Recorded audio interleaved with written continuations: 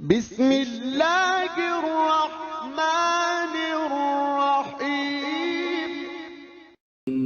In the name of Allah, the Beneficent, the Merciful.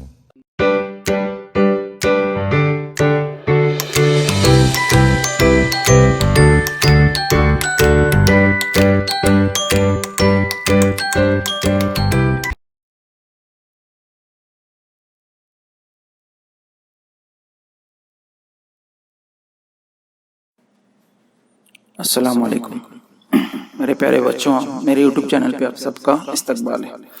आज हम जो है 7वीं जमात का अनुभवी शेतकरी, ये जो सबक नंबर 4 है आपके स्क्रीन के ऊपर दिखाई दे रहा होगा, ये सबक आज हम पढ़ने जा रहे हैं।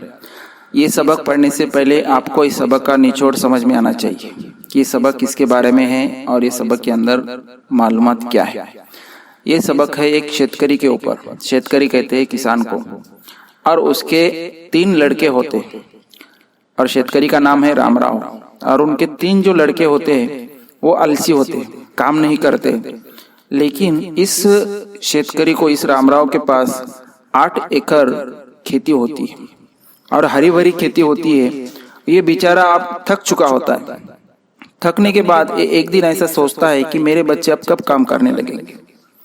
वो सोचते सोचते क्या करता है कि दूसरे दिन एक बैंक मैनेजर के पास मिलने के लिए जाता है और उससे वो बात करता है कि उसे कुछ कर्ज चाहिए जो खेती के लिए चाहिए।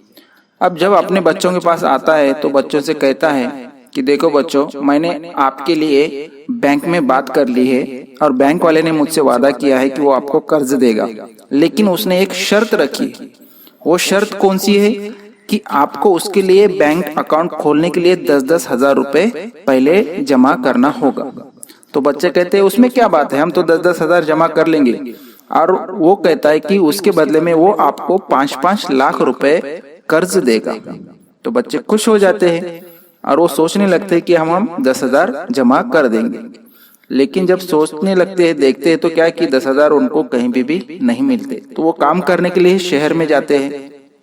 वहां पर जाने के बाद वो कोई रसवंती पे काम करता है, कोई किराना दुकान में काम करता है, कोई होटल में काम करता है। लेकिन फिर भी उनको 10-10 हजार रुपए वो जमा नहीं कर पाते और वहां से उन्हें हकाल दिया जाता है, काम पर से निकाल दिया जाता है कुछ गलतियों की वजह से। जब वो आखिर में एक दूसरे से फोन करते हैं और फिर सोचते हैं कि हम यहाँ शहर में ज्यादा दिन तक नहीं रह सकते, तो हम अपने गांव चले जाएंगे। फिर वो गांव में आते हैं अपने बाप के पास।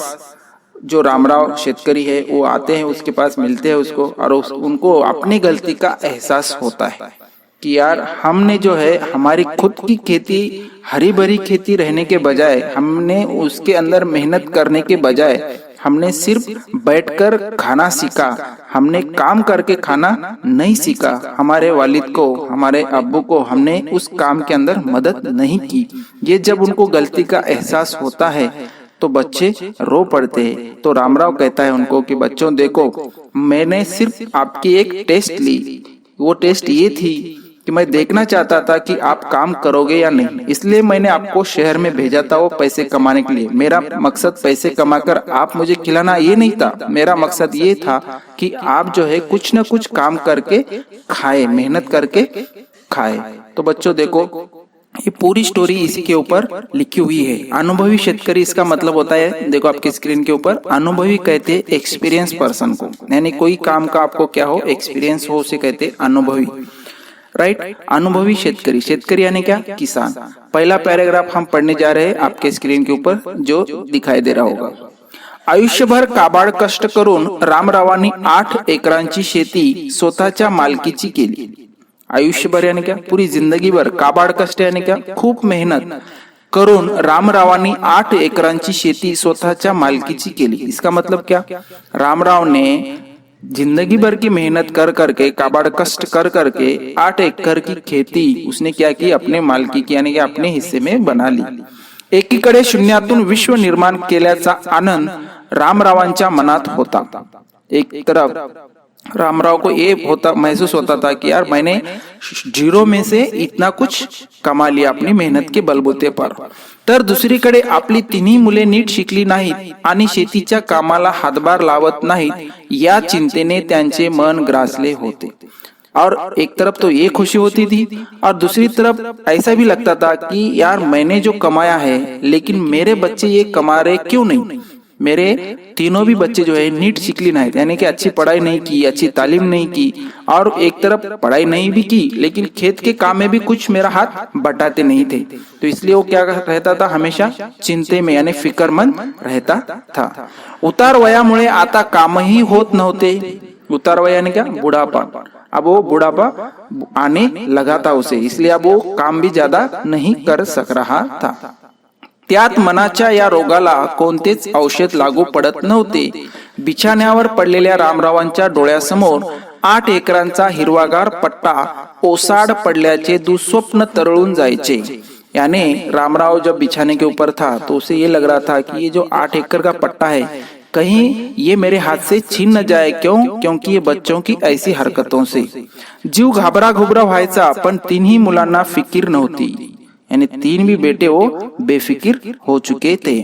22-25 वर्षांचे हे तगडे तरुण गावभर हिंडत, गप्पा मारत आणि फक्त जेवायला घरी वेळेवर येत। रामरावांना काय करावे हेच कळेना। 22-25 साल के इनके नौजवान लड़के लेकिन गांव भर यानी पूरे गांव भर रिकामे खाली घूमते थे, गप्पा मारते थे और काम खाली रात में खाना खाने के लिए घर पर आते थे और दिन भर ऐसे ही रिकामे बैठे हुए रहते थे। तो इसकी चिंता, इसकी फिक्र उसके जो वालिद है रामराव, इसको अक्सर रहती थी और ये रात में सोता था फिर भी उसको नींद नहीं आती थी। क्योंकि उसके नौजवान बच्चे जो है उसके काम में हाथ नहीं बटा रहे थे, खेत के काम में हाथ नहीं बटा रहे थे। तो इससे अगला जो पैसेज है हम नेक्स्ट वीडियो में देखेंगे। उम्मीद करता हूं कि ये जो वीडियो है आपको पसंद आया होगा। अस्सलाम वालेकुम।